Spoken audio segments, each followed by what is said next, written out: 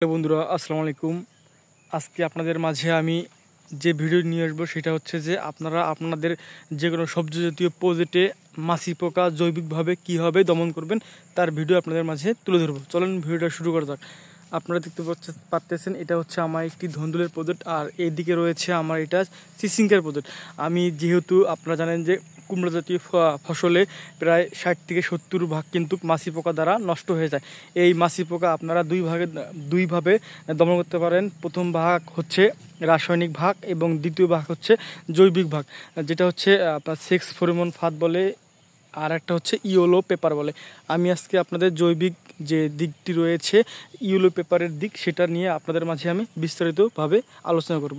আপনারা দেখেন যে এটা হচ্ছে আমার কুমড়া জাতীয় ফসলের মধ্যে এটা হচ্ছে ধুন্দুল। আপনারা দেখেন যে অলরেডি ধুন্দুলের কিন্তু প্রচুর জ্বালা পড়েছে। আপনারা যেদিকে তাকাবেন যে পরিমাণ গাছ রয়েছে এর মধ্যে কিন্তু যেদিকে শাখা পোশাখা গিয়েছে মাশাল্লাহ অনেক ধুন্দুল ধরেছে। আপনারা দেখেন যে এখানে ধুন্দুল চলে আসছে, এইদিকে ধুন্দুল চলে আসছে, এইদিকে ধুন্দুল চলে আসছে, এবং যেদিকে শাখা পোশাকাগুলো আপনার দৌড়াচ্ছে সেদিকে কিন্তু প্রত্যেক গিটে গিটে ধুন্দুল। আপনারা যদি লক্ষ্য করেন যে এই গিটের মধ্যে এইখান থেকে যে কয়টি গিট বের হয়েছে প্রতিটি গিটে কিন্তু ধুন্দুল বের হয়েছে মাশাল্লাহ। এখন আসেন এই ধুন্দুলে আপনার মাছি পোকার হাত থেকে ধুন্দুলকে কীভাবে রক্ষা করবেন। আপনারা দেখতে পাচ্ছেন এটা হচ্ছে আমার একটা ইয়েলো পেপার। আমি আমার এখানে টোটালি 4টি ইয়েলো পেপার দিয়েছি।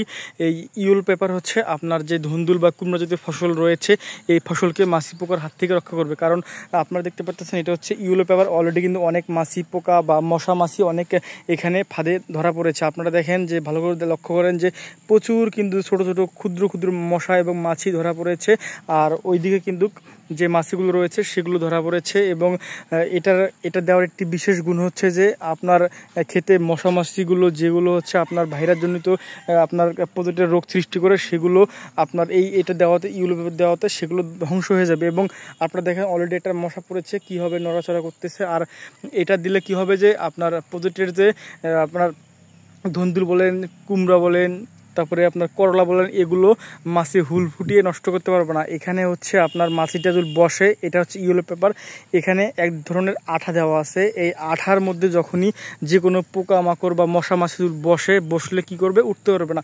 কারণ এই আঠা কিন্তু অন্য মশা মাছিকে আকর্ষণ করে, এবং যে এখানে আঠা দেওয়া আছে এটা একটা ফ্লেভার দেওয়া আছে। এখানে ফ্লেভারের জন্য মশা মাছি ওই ফ্লেভারে আকর্ষণ হয়ে এখানে আসে যখন এখানে বসে তখন কিন্তু আর উঠতে পারে না। এটাই হচ্ছে এর মেন আপনার উপকরণ। এই বসলে উঠতে পারে না, তখন আস্তে আস্তে আস্তে আস্তে আপনার মশা মাছি বা মাছিটা মারা যায়। আর দ্বিতীয় কথা হচ্ছে আপনারা যখন এটা হচ্ছে জৈবিক উপায় দিলে কি হয়, আপনার সবজিটা নিরাপদ থাকবে, এবং এই সবজি আপনি খেলে আপনার ভিতরে কোনো ধরনের আপনার বড় ধরনের দুর্ঘটনা বা বড় ধরনের কোনো অসুস্থতা আপনি হবেন না। আর যে রাসায়নিক পদ্ধতি সেটা যদি আপনারা কীটনাশকের সাথে আপনার ছত্রাকনাশক প্লাস কীটনাশক প্লাস যে মাছি তাড়ানোর জন্য যে মেডিসিনগুলো রয়েছে সেগুলো আপনারা ব্যবহার করেন, তাহলে দেখা যাবে যে আপনার চতুর্পাশের পরিবেশ নষ্ট হবে, আপনি যে সবজিগুলো খাবেন নিরাপদ সবজি পাবেন না। তাই আপনারা যারা প্রয়োগ করেছেন তারা বেশিরভাগ চেষ্টা করবেন আপনার ইয়েলো পেপার বা সেক্স ফেরোমন ফাঁদ দেওয়ার জন্য। দিলে কি হবে যে